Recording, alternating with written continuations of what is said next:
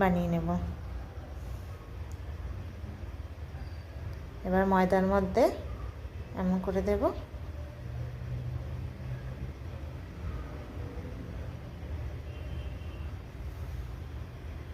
তো বন্ধুরা দেখতেই পাচ্ছ ময়দা দিয়ে মাখানো হয়ে গেছে এগুলো। এবার ডিমটাকে ভালো করে ফেটিয়ে নেব।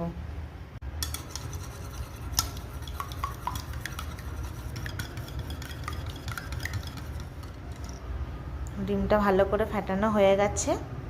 এবার দেখাও, করে দেখাচ্ছি। এইভাবে একটা একটা করে নিয়ে ডিমের মধ্যে এমন করে চুবিয়ে এবার বিস্কুটের গোলার মধ্যে মিশিয়ে নেব। এভাবে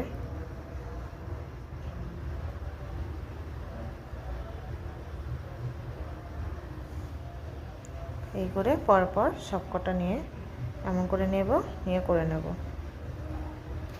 তো বন্ধুরা দেখতেই পাচ্ছ রেডি হয়ে গেছে। এবার চলো ভেজে নিই।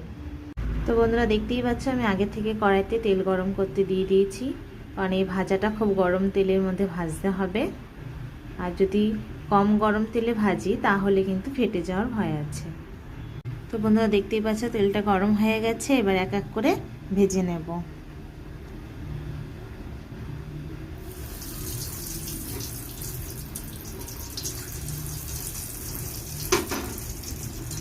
তো বন্ধুরা দেখতেই পাচ্ছ আমি কিন্তু দিয়ে দিয়েছি। এগুলো বেশ বাদামি কালার হলে নামিয়ে নেব। তো বন্ধুরা দেখতেই পাচ্ছ এক পাশ ভাজা হয়ে গেছে আর এক পাশ ভাজা হচ্ছে।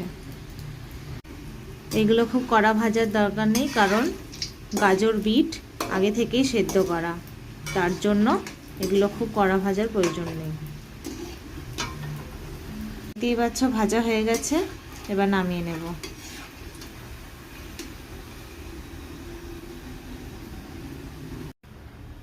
তো এবার পরেরগুলো দিয়ে দেব।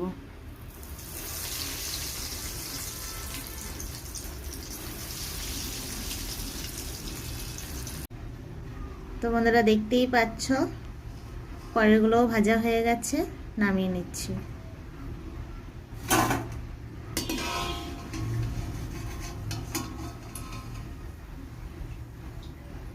তো বন্ধুরা দেখতেই পাচ্ছ আমার ভেজিটেবল চপ কিন্তু একেবারেই রেডি।